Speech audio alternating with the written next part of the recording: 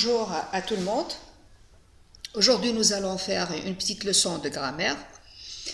On va travailler pratiquement sur la voix active ou la voix passive. On peut dire voix active ou voix passive ou bien forme active et forme passive. Selon les grammaires, toutes les deux, on peut les accepter de toute manière. Bon, qu'est-ce qu'une voix active et qu'est-ce qu'une voix passive? On va commencer tout d'abord par la voix active. Prenons l'exemple suivant. Bon, je vais prendre la phrase suivante. Nos amis construisent une maison. On va nous dire qui fait l'action ici. Qui construit la maison? Ce sont nos amis. C'est le sujet. Donc, le sujet ici, il fait l'action. C'est lui qui construit. Il construit quoi? Une maison. On parle, dans ce cas, d'une phrase active. Lorsque le sujet fait l'action, on dit que c'est la phrase, elle est active. Bon, pour la voix passive maintenant. Qu'est-ce que ça veut dire une phrase passive? Eh bien, on va voir que c'est tout à fait un peu le contraire. Ici, la maison, on appelle COD. Nos amis construisent quoi? Une maison. COD. La phrase, elle va commencer par un sujet, mais ce sujet-là ne fait pas l'action. Regardons ici. Une maison est construite par nos amis. Est-ce que la maison fait l'action? Est-ce qu'elle peut se construire d'elle-même sans l'aide d'un être humain? Non, ça ne peut pas se faire. Donc ici, on parle de la phrase à la voix passive.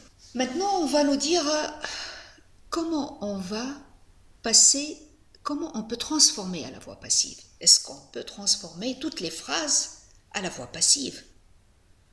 Non, ce n'est pas possible. Tout d'abord, on ne peut transformer que les phrases qui ont un complément d'objet direct, un COD.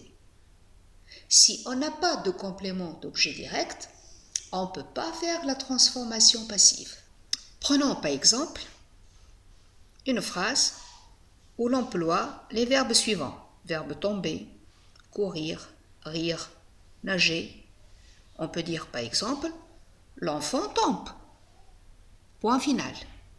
On n'a pas besoin de complément d'objet pour expliquer qu'est-ce qu'il est en train de faire. Lorsqu'on dit l'enfant tombe, la phrase, elle se suffit à elle-même. On comprend que l'enfant, il est tombé, c'est fini. Ou bien l'enfant court. Ou alors les enfants rient. Ou bien la petite fille nage. Tous ces verbes-là, on les appelle verbes intransitifs. Et quand on a un verbe intransitif, comme on appelle en arabe là, غير متعدي. Donc il ne passe pas par un autre complément. Juste, il se suffit à lui-même. Dans ce cas, on ne peut pas parler de phrases passives parce que si on a ces verbes-là, on ne peut pas faire la transformation passive. On ne peut faire la transformation passive que en ayant un COD. C'est pour cela qu'on nous dit ici, le verbe de la phrase se construit obligatoirement avec un complément d'objet. Bon, maintenant on a un autre exemple. Pierre pensait à son inscription à la faculté de médecine. Dans cette phrase, est-ce qu'il y a un COD? Regardons un tout petit peu la phrase et on essaie de poser la question chaque fois après le verbe pour voir s'il s'agit d'un COD ou bien d'autre chose. Pierre pensait à quoi?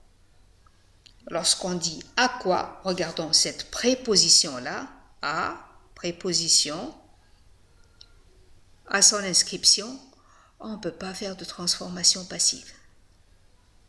C'est un complément d'objet indirect.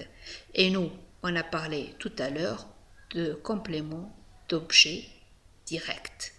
Voilà ce que je viens de dire. la phrase ne peut pas être transformée à la voix passive. Bon, maintenant, on va passer à un deuxième volet.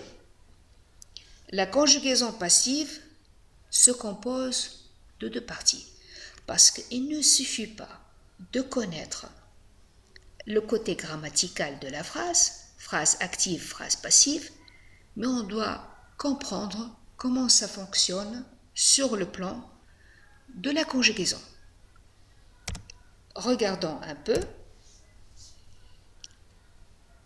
Pour conjuguer, on doit avoir tout le temps, l'auxiliaire être. C'est lui qui est le noyau de la phrase. Toutes les phrases passives se conjuguent avec l'auxiliaire être. Selon le mode qui se trouve dans la phrase active, selon le temps, selon la personne et le nombre aussi.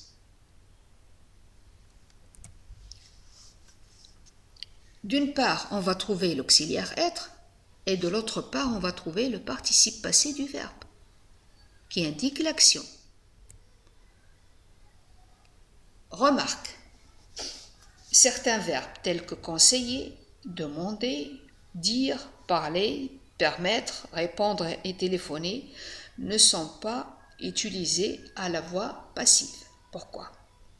Parce que après ces verbes-là, on trouve des compléments d'objets indirects. On ne trouve pas de complément d'objet direct. Le fait de trouver la préposition à ou bien de, automatiquement, nous sommes dans le complément indirect. Bon, regardons maintenant ce tableau-là qui présente un peu les éléments du verbe actif et le verbe passif. Si, par exemple, j'ai dans ma première phrase la voix active « j'aime »,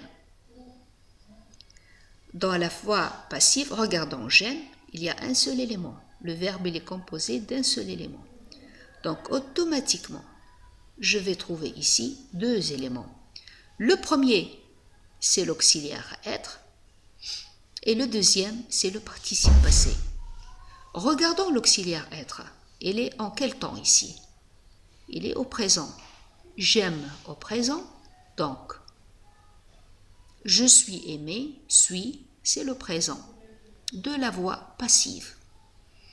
Bien sûr, dans la voix passive, on trouvera toujours deux éléments ou trois. On ne peut pas trouver un seul élément dans la voix passive.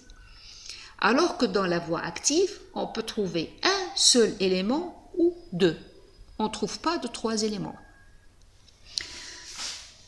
On va vérifier avec l'imparfait. Le verbe aimer, c'est j'aimais, AIS. À la voix passive, c'est l'auxiliaire qui va prendre l'imparfait. Et le verbe aimer, c'est lui qui va prendre le participe passé. On appelle ça participe passé. J'étais aimé. Passons après au futur simple. Regardons ce verbe-là. J'aimerais. Et ça, c'est la voix active. C'est toujours avec un seul élément. Regardons avec la voix passive comment il va devenir. Je serai aimé. Donc, l'auxiliaire être, il va prendre le futur et le participe passé, c'est toujours le verbe aimer. Et pour vous dire là que verbe aimer, c'est un verbe du premier groupe et tous les premiers groupes forment leur participe passé en E accent aigu, sans exception, tous les verbes. Ça, c'est une règle. Pour connaître un peu les participes passés, on essaie de chercher là, juste à titre d'exemple, les verbes du premier groupe en E accent aigu, tous les verbes du deuxième groupe en I, et les verbes du troisième groupe, il y a une variété. On va peut-être aller voir dans un autre cours avec plus de détails. On continue maintenant notre tableau. Nous avons ici conditionnel présent j'aimerais. Vous voyez le conditionnel, il se forme avec le R du futur et le AIS de l'imparfait. Pour la voix passive, je serai, voilà verbe être, je serai, c'est lui qui va prendre le conditionnel. Et aimer, c'est toujours le participe passé. Le conditionnel passé, j'aurais aimé. Vous voyez, il y a deux éléments ici. Automatiquement, dans le conditionnel passé de la voix passive, on va trouver trois éléments. Aurait, été, aimé. Impératif, j'aime. Et la voix passive de l'impératif soit aimé. Bon, récapitulons un tout petit peu maintenant. On vient de voir la forme active et la forme passive. Comme je viens de vous expliquer que la voix active, elle est basée sur un sujet qui fait l'action, alors que la voix passive, le sujet, il ne fait pas l'action, il subit l'action. On vient de voir aussi qu'on ne peut pas faire les transformations passives pour toutes les phrases.